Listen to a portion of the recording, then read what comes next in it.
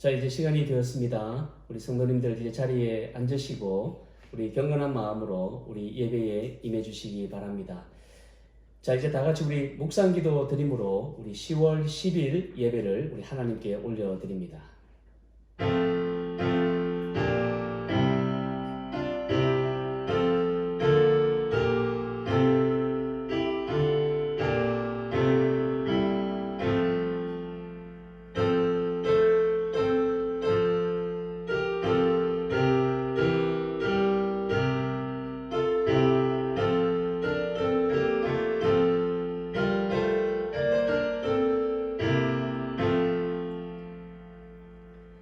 나의 반석이신 여호와를 찬송하리로다. 그가 내 손을 가르쳐 싸우게 하시며 손가락을 가르쳐 전쟁하게 하시는도다. 여호와는 나의 사랑이시요 나의 요새이시요 나의 산성이시요 나를 건지시는 이시요 나의 방패시니 내가 그에게 피하였고 그가 내 백성을 내게 복종하게 하셨나이다. 여호와여, 사람이 무엇이기에 주께서 그를 알아주시며 인생이 무엇이기에 그를 생각하시나이까. 사람은 헛것 같고 그의 날은 지나가는 그림자 같으니이다. 하나님이여, 내가 주께 새 노래로 노래하며 10줄 비파로 주를 찬양하리이다. 아멘. 사랑과 은혜가 풍성하신 아버지 하나님, 오늘도 거룩한 주일을 맞이하여 사랑하는 주의 성도들 함께 한마음으로 예배드릴 수 있도록 인도하심을 감사합니다. 이 시간 우리 각 가정 위에 우리 하나님께서 친히 임재하여 주시고 각 가정이 교회가 되게 하셔서 아버지 하나님, 오늘도 드려지는 모든 심령마다 모든 가정마다 온전히 하나님께 영광을 올려드리는 이 시간이 될 수 있도록 인도하여 주시옵소서. 감사드리며 예수 그리스도의 이름으로 기도드립니다. 우리 찬송가 31장 1절 3절 함께 부르시겠습니다.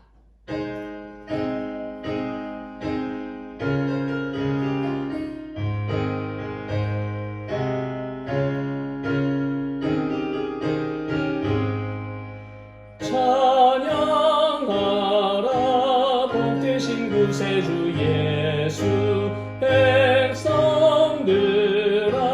사랑을 전하세. 경배하라 하늘의 천군과 천사, 주님 앞에 영광을 돌리세. 목자가 같이 우리를 지키시고 종일 품에 늘 안아주시니 찬양하라 높으신 권세를 찬양 찬양 찬양 영원히 드리세. 찬양하라 복되신 구세주 예수, 천사들아 즐겁게 찬양해. 구주 예수 영원히 다스리시니 멸류관을 주 앞에 드리세. 구주 예수 세상을 이기시고 영광 중에 또다시 오시리. 찬양하라 높으신 권세를 찬양 찬양 찬양 영원히 드리세. 사도신경으로 신앙 고백하십니다. 전능하사 천지를 만드신 하나님 아버지를 내가 믿사오며 그 외아들 우리 주 예수 그리스도를 믿사오니 이는 성령으로 잉태하사 동정녀 마리아에게 나시고 본디오 빌라도에게 고난을 받으사 십자가에 못 박혀 죽으시고 장사한 지 사흘 만에 죽은 자 가운데서 다시 살아나시며 하늘에 오르사 전능하신 하나님 우편에 앉아 계시다가 저리로서 사한 자와 죽은 자를 심판하러 오시리라. 성령을 믿사오며 거룩한 공회와 성도가 서로 교통하는 것과 죄를 사하여 주시는 것과 몸이 다시 사는 것과 영원히 사는 것을 믿사옵나이다. 아멘. 우리 성시교독 78번 요한복음 14장 우리 함께 교독하시겠습니다.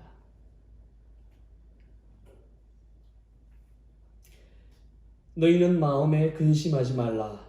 하나님을 믿으니 또 나를 믿어라.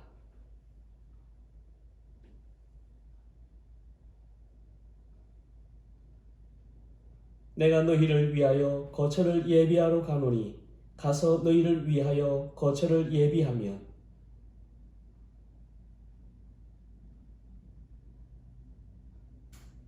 내가 어디로 가든지 그 길을 너희가 아느니라.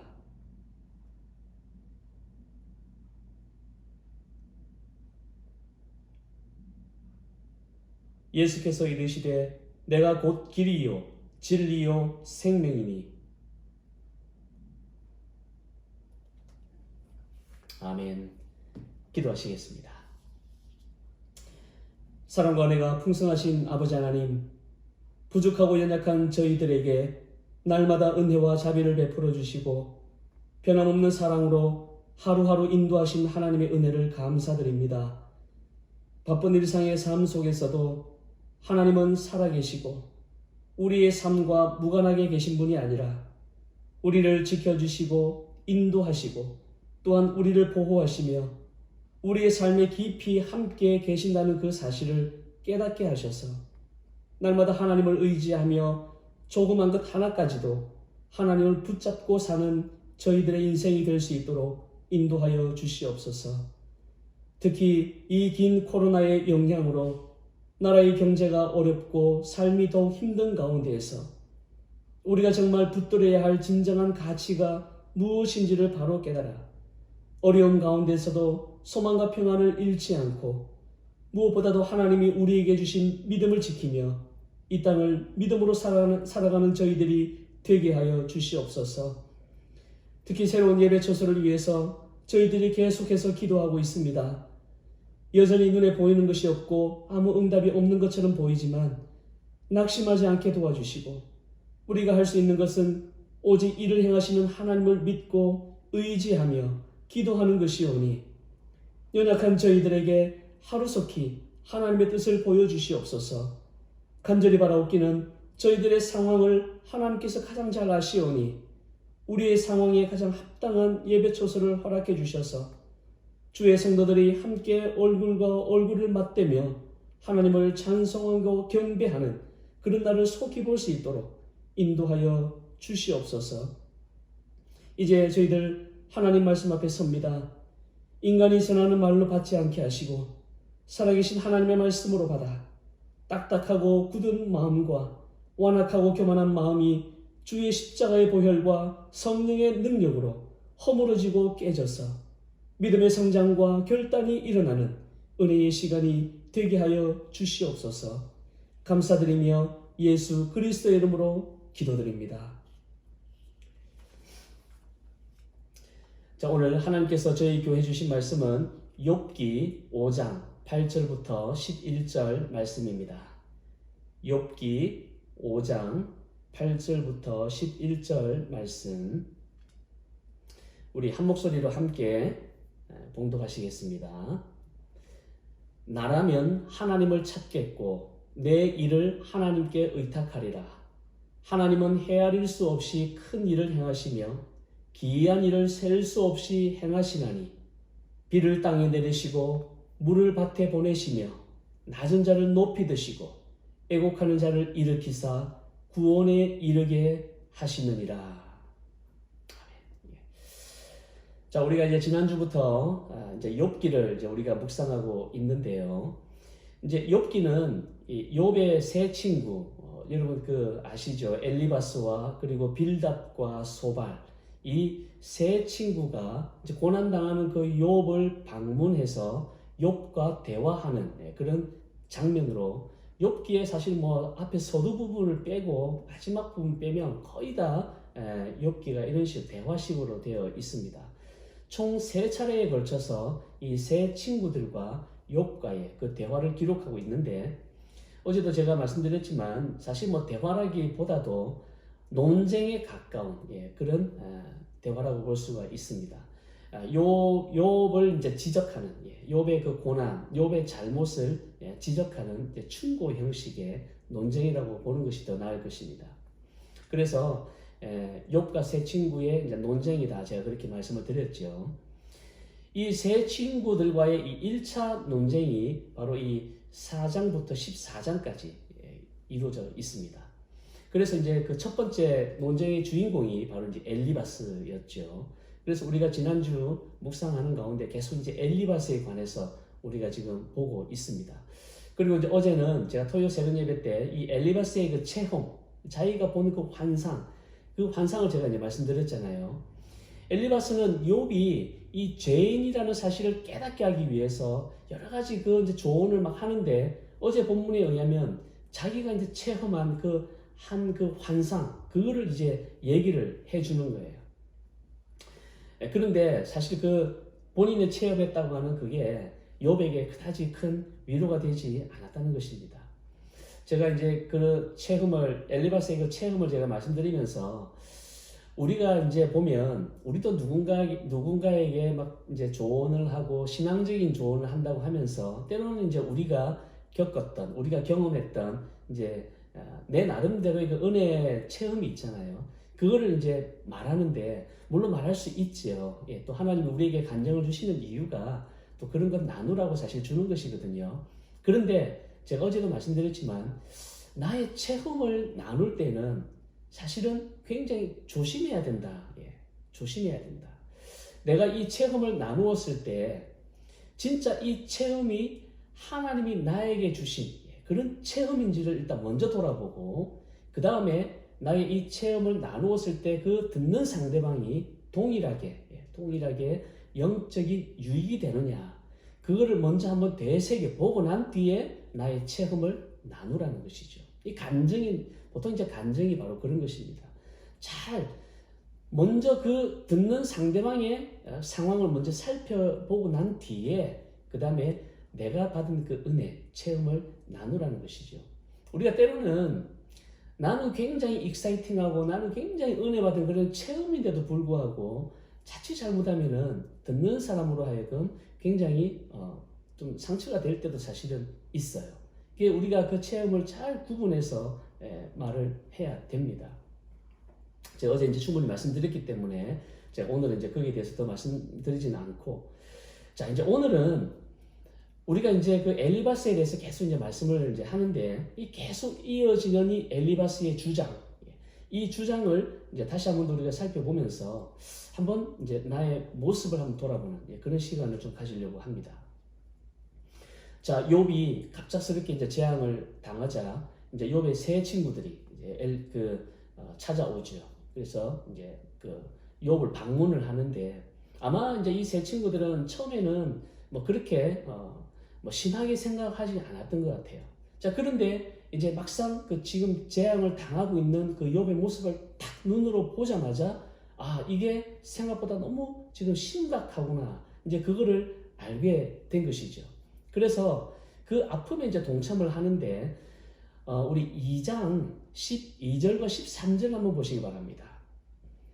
2장 12절과 13절을 보시면 이제 고난당하는 그 욥을 방문한 이 세 친구가 이제 어떻게 그들이 하는가, 그 행동을 이제 보여주는데, 12절과 13절을 보시면, 눈을 들어 멀리 보매 그가 욥인 줄 알기 어렵게 되었으므로 그들이 일제히 소리질러 울며 각각 자기의 겉옷을 찢고 하늘을 향하여 티끌을 날려 자기 머리에 뿌리고 밤낮 7일 동안 그와 함께 땅에 앉았으나 욥의 고통이 심함을 보므로 그에게 한마디도 말하는 자가 없었더라. 욥의 이 세 친구들이 욥의 이 그 고난을 당하는 이 상황을 보고는 어떻게 했어요? 그들도 울었어요.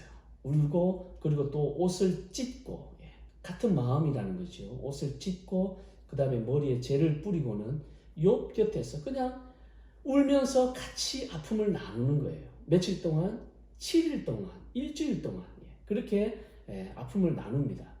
자, 우리가 이 모습만 봐도 사실 이 욥의 세 친구는요 보통이 아니라는 걸 우리가 알 수가 있지요. 정말 어떻게 보면 욥의 진정한 친구라고 할 수가 있습니다. 제가 이 모습을 보면서 야, 나도 만약에 욥처럼 그렇게 고난과 어려움을 당할 때에 과연 누가 내 옆에 내 곁에 서서 나와 함께 그 아픔을 나눌 그런 친구가 얼마나 있을까? 한번 좀 생각해보는 그런 구절이 아닌가 그렇게 봅니다. 이 욥의 세 친구들이 보여준 이 행동은 정말 이들이 하나님을 경외하는 자로서의 좀 옳은 행동을 지금 보이고 있는 거예요.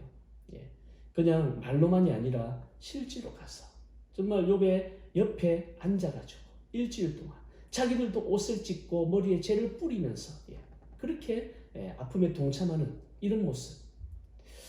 사실 우리가 누군가의 그 기쁜 일에 참여해서 정말 축하해주고 박수 쳐주고 참 이것도 너무 좋은 일이지요. 그런데 더 좋은 일은 뭐냐면 이 슬픔을 당하고 아픈 사람들에게 찾아가서 그 아픔과 슬픔을 함께 해주는 그 옆에 있어주는 바로 그것은 정말 좋은 일을 넘어서 아름답고 아주 고귀한 일인 것이죠. 어찌 보면 이 슬픈 자리에 함께 있는 친구가 진짜 친구라고 할 수가 있을 겁니다.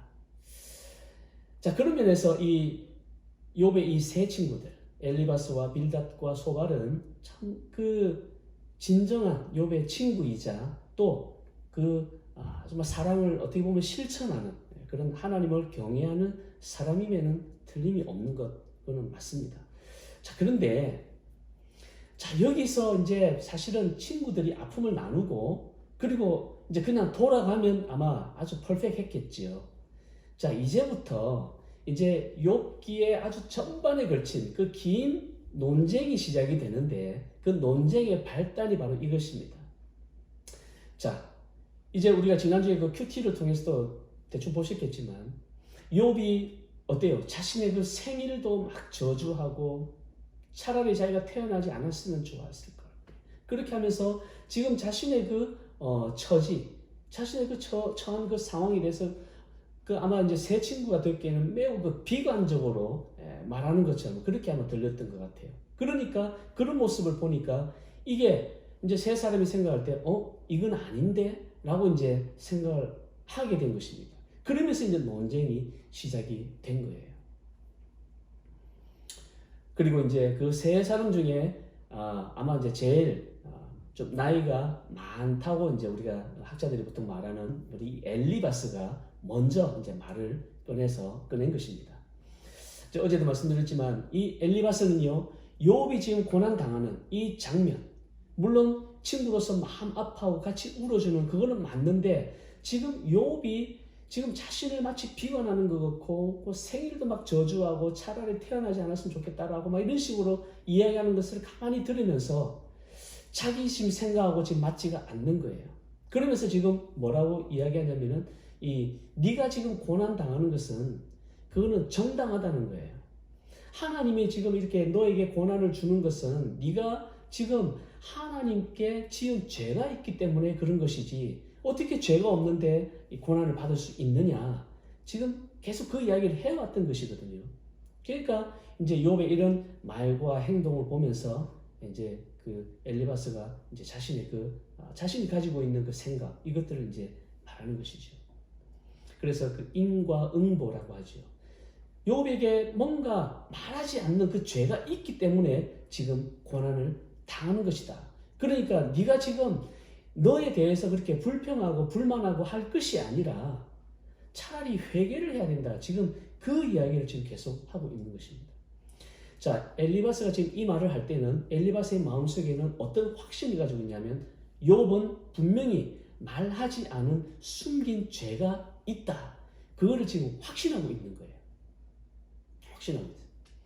그래서 이 엘리바스는 처음에는 뭐 조금 부드럽게 얘기했죠. 그러다가 이제 막 어제 같은 경우 체험 이야기도 막 하면서 그리고 이제 오늘 이제 전반적으로 보는 이 5장에서는 굉장히 강하게 그렇게 욥의 그 잘못을 지적하면서 회개를 촉구하는 것입니다. 우리가 5장 1절과 2절을 한번 보시면, 자, 너는 부르짖어 보라, 네게 응답할 자가 있겠느냐? 거룩한 자 중에 네가 누구에게로 향하겠느냐? 분노가 미련한 자를 죽이고 시기가 어리석은 자를 멸하느니라. 무슨 말이냐면, 네가 아무리 부르짖어도 하나님 밑에 그 수종되는 천사들도 너에게 도움을 주지 않을 것이다. 지금 이렇게 이야기하는 거예요. 자, 어떻게 들으면 참 지금 욥은 힘들어 죽는데 더 막 좀 이렇게 뭐 비수를 꽂는 그런 말이죠. 네가 아무리 부르짖어도 하나님 도와주지 않을 것이라는 거예요. 왜? 죄 때문에. 죄 때문에. 네가 지금 가지고 있는 죄가 있는데 왜 이 죄를 해결해야지? 네가 아무리 그런들 하나님 도와주지 않을 거야. 지금 이런 말을 지금 하고 있는 것이에요. 그러니까 욥은 지금 그 엘리바스는 확실하게 욥이 지금 죄를 숨기고 있다. 이렇게 지금 확신하고 있는 것입니다. 자, 그러면서 이제 8절 보시면 이제 이렇게 말을 하지요. 8절. 나라면 하나님을 찾겠고 내 일을 하나님께 의탁하리라. 내 일을 하나님께 의탁하리라. 자, 그런데 쟤는 뭐라고 하냐면은 나라면.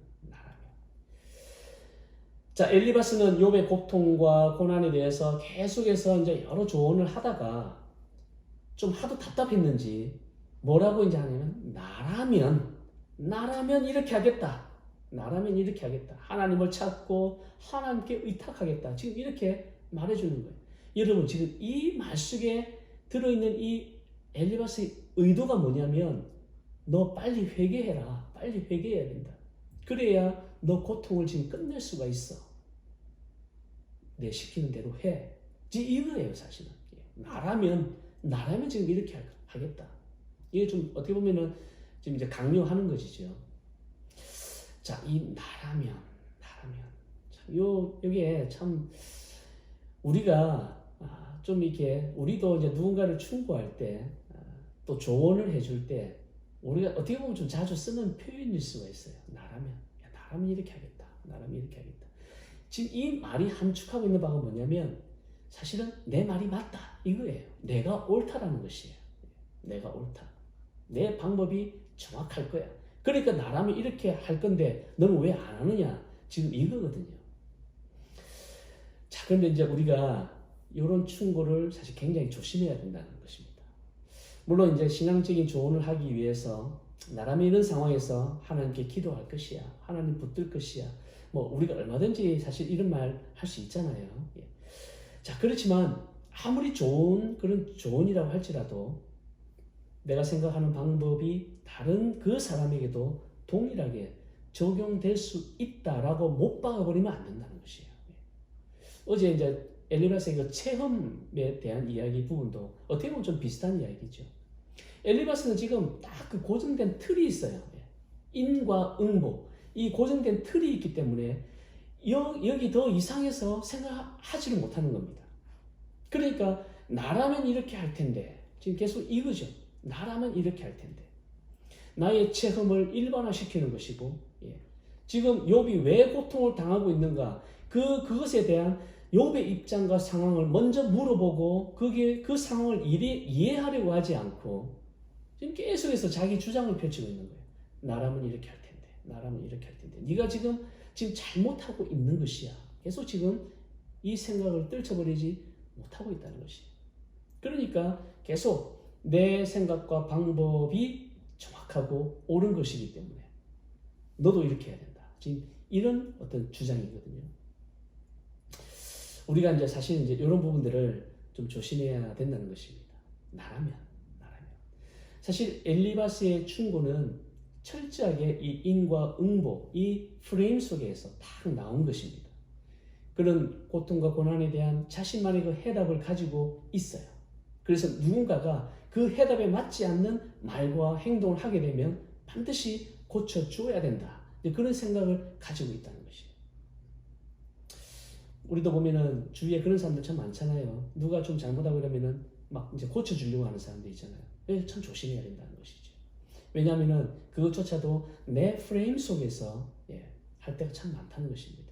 분명히 그 사람의 상황이 있고 어떤 그런 입장이 있는데 그거를 먼저 다 들어보고 그리고 정말 그게 하나님이 주시는 건지 아니면 다른 것인지 그거를 다른 데로 기도하면서 그런 어떤 과정들이 있어야 되는데 지금 이 엘리바스는 그런 과정이 없는 거예요. 그러면서 자신의 생각만을 계속 주장을 하는 것이죠.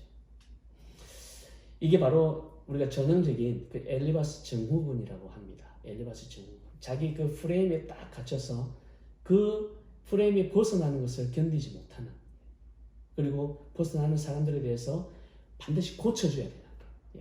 그게 바로 엘리바스 증후군이라고 할 수가 있어요. 이렇게 엘리바스 증후군에 사로잡히면 이 남들을 대할 때 항상 나라면 이렇게 할 텐데 라는 그런 인식을 가지고 대하게 됩니다. 그래서 나의 생각과 그런 나의 방법이 옳다라고 항상 확신하면서 거기에 맞출 것을 이제 요구한다는 것이죠. 나라면 이렇게 할 텐데. 근데 사실은 이제 거기에서 벗어나려면은 어떻게 해야 돼요? 나라면 이렇게 할 텐데 이렇게 접근하는 것보다 한번 이렇게 해보는 게 어떨까요? 사실 이런 접근이 더 지혜롭고 좋죠. 그렇게 해야 돼요. 같은 말이라도 이게 나 중심으로 말하느냐 아니면은 너 중심, 상대방, 타인 중심으로 말하느냐. 사실 이 문제거든요. 근데 별거 아니지만 이게 내 중심으로 다 갇혀있는 사람은 항상 자꾸 나를 기준으로 자꾸 한다는 것이에요. 근데 참 이런 사람들은 옆에서 잘 이야기해도 잘 못 알아들어요. 자기가 얼마나 지금 나 중심적으로 다 갇혀 있는지 잘 모릅니다. 지금까지 엘리바스가 한 말을 쫙 들어오면 사실 틀린 말이 아니에요. 틀린 말이 아닙니다. 이게 옳은 말입니다. 사실 옳은 말입니다. 다 맞는 말이에요. 근데 이제 문제는 아까도 제가 말씀드렸지만 욥의 이 상황이라는 게 있거든요. 상대방의 상황이라는 게 있습니다. 이제 그거를 먼저 이해하려고 하는 그런 어떤 과정, 그런 모습이 먼저 있어야 된다는 것이에요. 그리고 난 뒤에 얼마든지 나라면 할 수가 있죠. 근데 먼저는 한번 당신의 입장에서 이렇게 해보는 것이 어떨까요? 하는 이제 그런 게 더 중요하다는 것이죠. 누가복음 10장에 보면은 여러분 선한 사마리아인의 비유 나옵니다. 선한 사마리아인의 비유. 자, 어떤 사람이 예루살렘에서 여리고로 내려가다가 강도를 만나잖아요. 그리고 그 있는 거 다 빼앗기고 또 거의 맞아 죽을 뻔한, 거의 죽을 지경에 놓인 그런 한 사람이 있었습니다. 자, 그런데 제사장이 이제 지나가다가 거의 거반 죽은 사람을 발견하고는 어디 그냥 지나가 버리죠. 그 다음에 레위인도 그거를 보고는 분명히 구할 수 있음에도 불구하고 그냥 지나쳐 버립니다. 마지막에 세 번째 사마리아 사람이 지나가다가 그 어려움에 처한 그 사람을 보고 어떻게 해요? 자기가 정말 자기의 돈까지 들어가면서 그 사람을 결국에는 살려내지요. 살려냅니다. 근데 제가 한번 이 부분에서도 예전에 한번 좀 말씀드린 것 같은데 예수님이 이 말씀을 사실은 한 이 선한 사마리아인의 비유라고 하는 이 비유, 이야기, 이 이야기의 핵심은요, 사실 이야기의 그 중심보다도 그 이야기를 둘러싸고 있는 율법 교사와 예수님과의 그 대화에서 사실 더 중요한 진리가 있습니다. 어떤 율법 교사가 자기를 옳게 보이려고 예수님에게 내 이웃이 누굽니까? 라고 그렇게 질문을 해요. 그 질문을 듣자마자 예수님이 선한 사마리아인의 비유를 지금 말씀하신 거거든요. 자, 왜 예수님은 지금 이런 사마리아인의 비유를 말씀하셨을까? 율법 교사의 그 질문에 문제가 있었던 것이에요. 질문에. 율법 교사는 자기를 옳게 보이려고 내 이웃이 누굽니까? 이렇게 물었던 거예요. 그런데 예수님은 이제 선한 사마리아인의 비유를 쭉 말씀하시고 나서 그 다음에 그 율법 교사에게 또 반문을 하시죠. 바로 반문을 하십니다. 네가 보기에 이 세 사람 중에 누가 강도 만난 자의 이웃이 되겠느냐? 지금 이 이야기와 질문을 통해서 율법 교사는 자기도 모르게 지금 서서히 뭔가 지금 이 가치관이 바뀌는 과정에 있어요. 처음에 율법 교사는 내 이웃이 누굽니까? 이렇게 질문을 했습니다. 그런데 예수님은 이야기를 마치고 난 뒤에 누가 강도 만난 자의 이웃이 되겠느냐? 이렇게 질문한 거거든요. 자, 그럴 때에 당연히 세 번째입니다. 그렇게 얘기를 하지요. 세 번째입니다. 자, 그 다음에 중요해요. 그 다음. 누가복음 10장 37절 한번 보시기 바랍니다. 누가복음 10장 37절 보시면 자, 이르되 자비를 베푼 자니이다. 이 세 번째 말하는 거죠. 자비를 베푼 자니이다. 자, 그리고 예수께서 이르시되 가서 너도 이와 같이 하라 하시니라. 자, 이게 이제 핵심이에요. 가서 너도 이와 같이 하라. 무슨 말씀이에요? 네가 이웃이 되어라. 이 말씀입니다. 네가 가가지고 네가 가서 이웃이 되어라. 그전에는 자기에게 다가오는 그 사람만 이웃이라고 하는 자기 프레임에 다 갇혀 있었어요. 율법교사는. 그래서 내 중심으로 내가 중심이고 그리고 나에게 오는 사람이 이웃. 예, 그런 생각 속에서 그렇게 질문을 했던 거예요. 그러니까 내 이웃이 누굽니까? 이렇게 질문을 한 거죠. 나 중심이죠. 그런데 예수님은 완전히 바꾸잖아요. 타인 중심으로. 네가 가서 이웃이 되어라. 네가 가서 이웃이 되어라. 자기 중심적이고 또 그 속에는 또 이기적인 마음도 있잖아요. 그 이기적인 마음이 있는 이 율법학자, 율법교사의 이 중심, 자기 중심적인 것들을 바꾸어 주었습니다. 엘리바스 증후군이라는 게 바로 이런 거예요. 나 중심의 이 프레임에서, 나 중심의 프레임에서 사물을 보고 사람을 보고 상황을 보는 거예요. 그러니까 욥이 고난 당하는 그 상황도 내 중심에서 보는 겁니다. 그러니까 당연히 인과 응보 그 이상을 생각을 못하는 거예요. 거기에는 지금 욥이 당하는 그 고난에는 어떤 내가 알지 못하는 그런 하나님의 어떤 그런 특별한 그게 우리가 분명히 있는 걸 우리는 알잖아요. 근데 이 엘리바스는 지금 자기의 그 프레임 속에 있기 때문에 그거를 이해를 못하는 겁니다. 그러니까 지금 욥은 말하지 않지만 분명히 지금 말하지 않은 숨긴 그 죄가 있을 것이다. 그렇게 확신을 하고 있고 또 그렇기 때문에 조언을 하는 거예요. 빨리 회개하라. 빨리 회개하라. 내가 가서 이웃이 되어라. 네가 가서 이웃이 되어라. 이게 바로 이 엘리바스의 그 증후군, 이 프레임을 깰 수 있는 방법입니다. 이 만약 율법 교사가 예수님의 말을 듣고 정말 그것을 한번 실천했다. 이러면은 이제 자기 그 프레임을 이제 깬 거죠. 그죠? 자기 프레임을 깬 것입니다. 그리고 정말, 나에게 오는 사람만 내 이웃인 줄 알았는데, 내가 저 사람의 이웃이 될 수 있구나. 얼마나 완전 발상의 전환이잖아요. 자, 이런 거. 엘리바스가 지금 나라면이라고 좋은, 이렇게 하지 말고, 한번 이렇게 해보는 것이 어떨까? 이렇게 조언을 했더라면, 바로 이 엘리바스의 그 틀을 깨는 것이죠. 바로 이것이 필요하다는 것이에요. 엘리바스의 정우군에서 벗어나려면, 바로 이런 모습. 나라면 이거를 빼야 된다는 거예요. 나라면 이거를 빼고, 지금 그 사람의 상황, 그 입장을 정말 한번 헤아려보는 그런 마음으로. 그리고 듣고 난 뒤에 그럼 한번 이렇게 하는 게 어떻겠느냐. 이게 중요하다는 것입니다. 자, 그 다음에 또 한번 이제 생각해 볼 수 있는 건 뭐냐면 이 엘리바스 증후군의 그 특징은 뭐냐면 너무 바른 말만 한다는 거예요. 너무 바른 말만. 자, 우리가 쭉 이제 아까 본문에서 읽었잖아요. 자, 9절부터 11절 다시 보시면 자, 보세요. 하나님은 헤아릴 수 없이 큰 일을 행하시며 맞지요? 기이한 일을 셀 수 없이 행하시나니 맞습니다. 맞는 말이에요. 비를 땅에 내리시고 물을 밭에 보내시며 맞지요? 또 낮은 자를 높이 드시고 애곡하는 자를 일으키사 구원에 이르게 하시느니라. 자, 지금 엘리바스의 이 말을 들어보세요. 이거 정말 하나님의 지금 맞잖아요. 하나님의 그대로 이 하나님을 보여주는 이 말입니다. 틀린 것이 하나도 없어요. 완벽한 말이에요. 완벽한 말. 그런데 엘리바스는 이 하나도 틀리지 않는 이 바른 말이 과연 지금 현재 당하고 지금 고통 가운데 있는 이 욥에게 얼마나 위로가 되느냐는 거예요. 정말 맞는 말이고 당연히 우리는 이런 말 믿잖아요. 믿습니다. 자, 그런데 이 정말 놀랍고 이 아름답고 이 진리의 이 말씀이 지금 현재 고난당하는 이 욥의 상황에 얼마나 공감하나, 얼마나 공감을 할 수 있는 말인가. 우리가 한번 그거를 생각해 보자는 것이죠.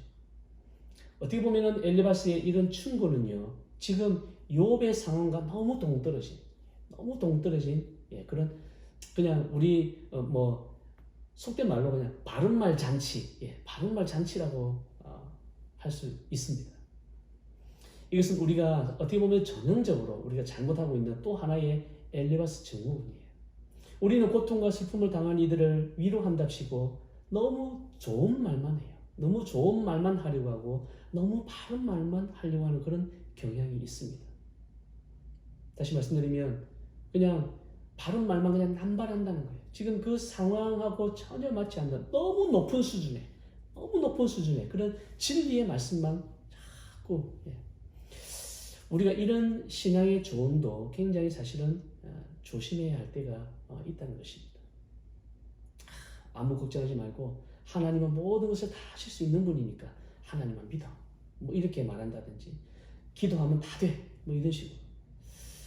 물론 이렇게 말하시는 분들 별로 없겠지요. 근데 있다는 것이에요. 있습니다. 우리도 모르게 은연 중에 너무 고차원적인, 너무 바른 말, 너무 신앙적인 그런 말. 제 말 오해하지 마시기 바랍니다. 우리가 신앙적으로 권면하고 조언하는 거 필요해요. 하는데 지금 이 엘리바스는요, 지금 욥의 상황 이거를 전혀 지금 고려하지 않는 정말 하나님의 그 진리의 말씀만 툭 떼가지고 지금 말하고 있는 거예요. 우리도 그런 모습이 있다는 것입니다. 차라리 그냥 하는 그런 바른 말 10마디보다 침묵하는 게 낫지 않을까요? 침묵하는 거. 그냥 손잡아주고, 그 아픈 사람들 정말 손잡아주고 같이 또 눈물 흘려주고 울어주고 그 자리에 그냥 있어주는 거. 그게 저는 오히려 정말 바른 말 10마디보다 정말 한 번의 그 침묵이 저는 더 묵직하고 그리고 더 그 사람의 마음을 저는 위로한다고 저는 분명히 봅니다. 그냥 곁에서 함께 울어주고 침묵으로 그 슬픔을 나누는 것. 이게 훨씬 더 좋은 위로가 될 수 있고 조언이 될 수 있다는 것이에요.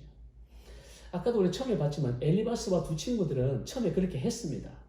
욥을 보자마자 울면서 자기들도 옷을 찢고 머리에 재를 뿌리면서 일주일 동안 욥 곁에서 정말 그 자리를 지켜주잖아요. 그리고 아무 말도 하지 않았더라. 아무 말도 하지 않았더라. 이게 바로 원래 만든 모습이에요. 아무 말도 하지 않아야 돼요. 그런데 그다음부터 괜히 이제 조언한답시고 막 하다 보니까 더 이제 문제가 생긴 것이에요. 안 해도 되는.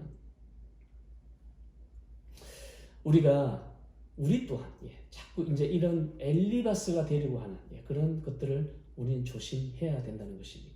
신앙적으로 조언한다고 하면서 그 사람의 마음을 먼저 살피기보다 너무 좋은 말, 너무 바른 말만 하려고 한다는 것이에요. 차라리 아무 말도 하지 말고 그냥 곁에 있어주는 것. 그게 100번 낫다. 저는 분명히 그렇게 확신을 합니다. 자, 우리 로마서 8장 26절 한번 보실까요? 로마서 8장 26절. 우리 같이 한번 읽습니다. 시작. 이와 같이 성령도 우리의 연약함을 도우시나니 우리는 마땅히 기도할 바를 알지 못하나 오직 성령께서 말할 수 없는 탄식으로 우리를 위하여 친히 간구하시느니라.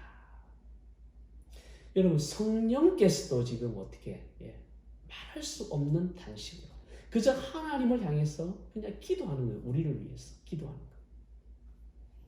성령 하나님조차 엘리바스처럼 나라면 이렇게 강요하지 않고 말할 수 없는 탄식으로 기도해 주니 나를 위해 중보 기도하신다. 여러분, 이게 바로 참된 위로자의 모습이라는 것이죠. 우리가 이러한 위로자의 모습을 닮으려면 우리는 바로 이 엘리바스의 증후군에서 우리는 벗어나야 합니다. 사랑하는 여러분, 나의 프레임에 갇혀가지고 남을 판단하고 정죄하려고 하지 맙시다. 남의 고난을 섣불리 우리는 판단하지 맙시다. 나의 입장에서가 아니라 먼저 그 사람의 입장에서 생각해 보려고 우리 항상 노력해 봅시다. 또한 나의 상황과 너무 동떨어진 그런 정말 공감 능력이 떨어진 너무 좋은 말, 너무 바른 말보다 차라리 침묵하고 함께 슬픔에 동참하면서 우리 성령님께서 말할 수 없는 탄식으로 기도하는 것처럼 우리도 그 영혼을 위해서 정말 우리가 그 영혼을 위해서 기도하는 그런 모습이 더 좋은 모습이 아닐까요? 그게 더 훨씬 더 좋은 위로와 저는 조언이 된다라고 저는 확신합니다. 우리 모두 엘리바스의 증오권에서 벗어나 성령의 마음을 지닌 좋은 위로자와 좋은 자가 되어서 슬픔과 고통에 처한 그 영혼을 생명으로 일으키고 그리고 살리고 그 사람이 다시 정말 그 영적으로 회복될 수 있는 그런 일에 우리 모두 귀하게 쓰임 받을 수 있도록 주님 이름으로 축원드립니다. 기도하시겠습니다. 사랑과 은혜가 풍성하신 아버지 하나님, 오늘 엘리바스가 욥을 향해 충고와 조언을 하는 그 모습을 통해 행여나 내 속에도 이러한 엘리바스의 모습은 없는지 돌아봅니다. 어려움에 처한 영혼의 상황과 입장을 먼저 헤아려 하기보다 내 방식과 내 생각만을 전달하면서 그것이 마치 진리인 것처럼 강요하는 그런 모습 속에서 내가 바로 엘리바스와 다를 바가 없음을 다시 한번 고백합니다. 또한 상대방의 상황과 동떨어진 좋은 말, 바른 말만 가지고 마치 내가 올바른 사람인 것처럼 위로하고 조언하는 그런 모습 속에서 또한 엘리바스의 모습을 있음을 고백합니다. 이제 이러한 엘리바스의 증오권에서 다 벗어나 나의 입장에서가 아닌 상대방의 입장과 상황을 먼저 헤아리고 그래서 남의 슬픔과 고난에 대해 섣불리 판단하지 않으며 무엇보다도 성령의 마음을 지닌 좋은 위로자와 좋은 자가 되어 이제부터라도 슬픔과 고통에 처한 영혼을 생명으로 일으키고 살리는 데에 귀하게 쓰임받을 수 있도록 인도하여 주시옵소서. 감사드리며 예수 그리스도의 이름으로 기도드립니다. 우리 찬송가 407장 부르시면서 준비하신 예물 하나님께 봉헌하시겠습니다.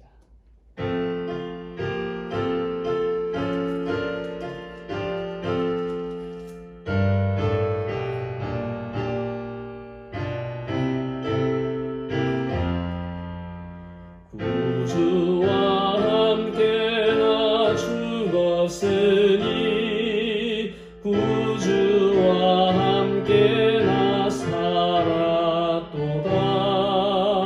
영광의 그날에 이르도록 언제나 주만 바라봅니다. 언제나 주는 날 사랑하사 언제나 새 생명 주시나니 영광의 그날에 이르도록 언제나 주만 바라봅니다. 맘속에 시험을 받을 때와 무거운 근심이 있을 때에 주께서 그때도 같이 하사 언제나 나를 도와주시네. 언제나 주는 날 사랑하사 언제나 새 생명 주시나니 영광의 그날에 이르도록 언제나 주만 바라봅니다.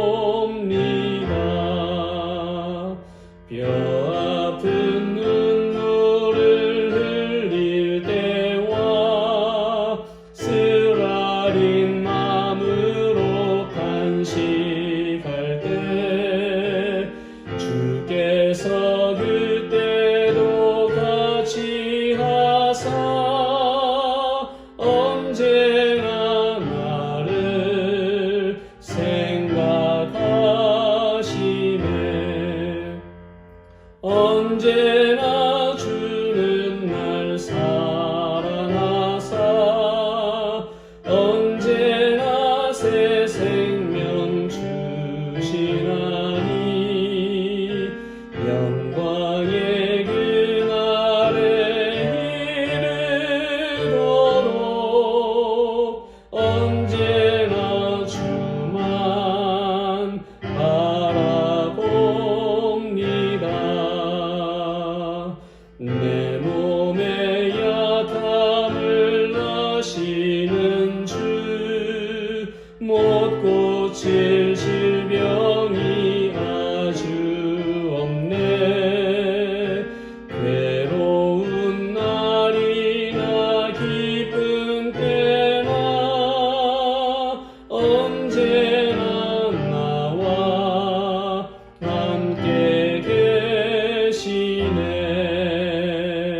언제나 주는 날 사랑하사 언제나 새 생명 주시나니 영광의 그날에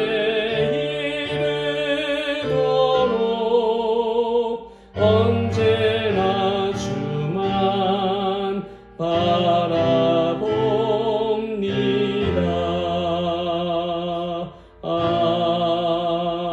아멘.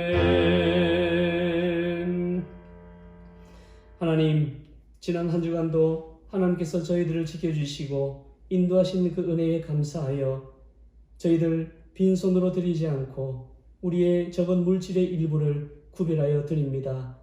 믿음을 담아 드리는 그 모든 손길 위에 하나님께서 복의 복을 더하시고 더 큰 물질의 복을 허락해 주시옵소서.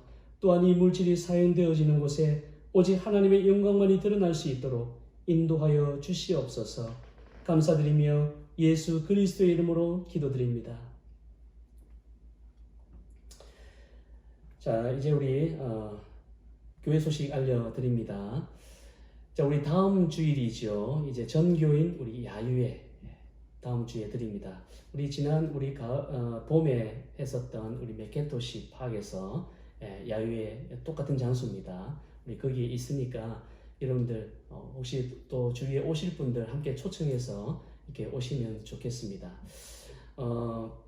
제가 이제 주중에 또 주소하고 또 자세한 내용은 또 제가 카톡으로 우리 올려드리겠습니다.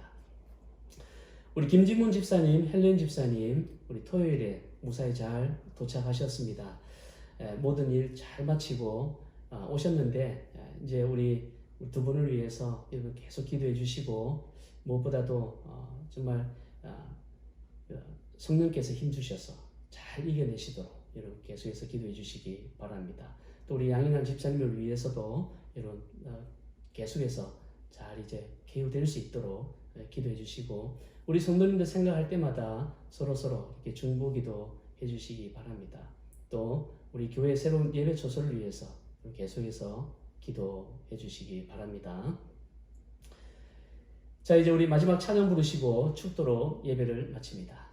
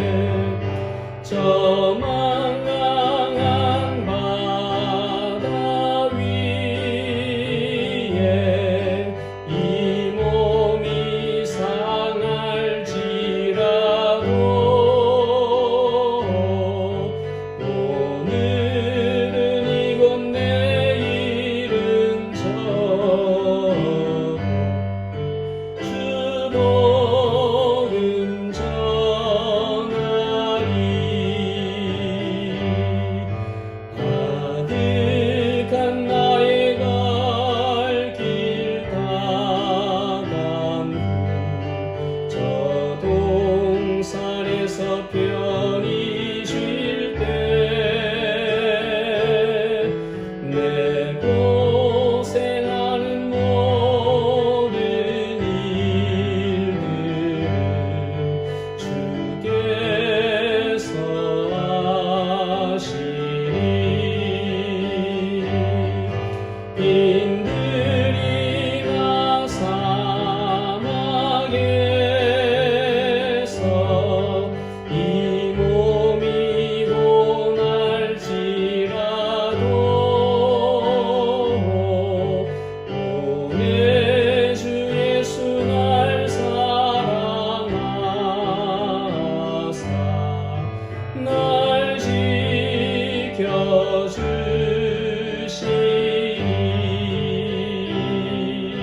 지켜주시니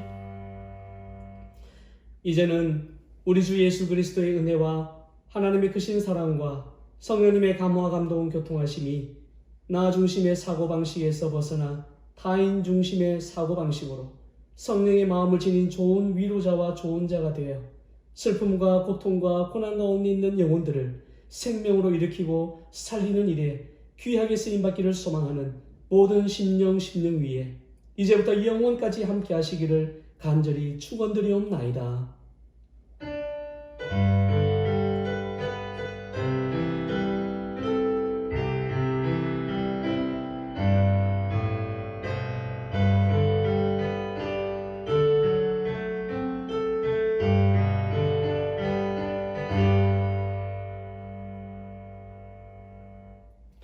자, 우리 오늘 예배의 모든 영광을 우리 하나님께 올려드립니다.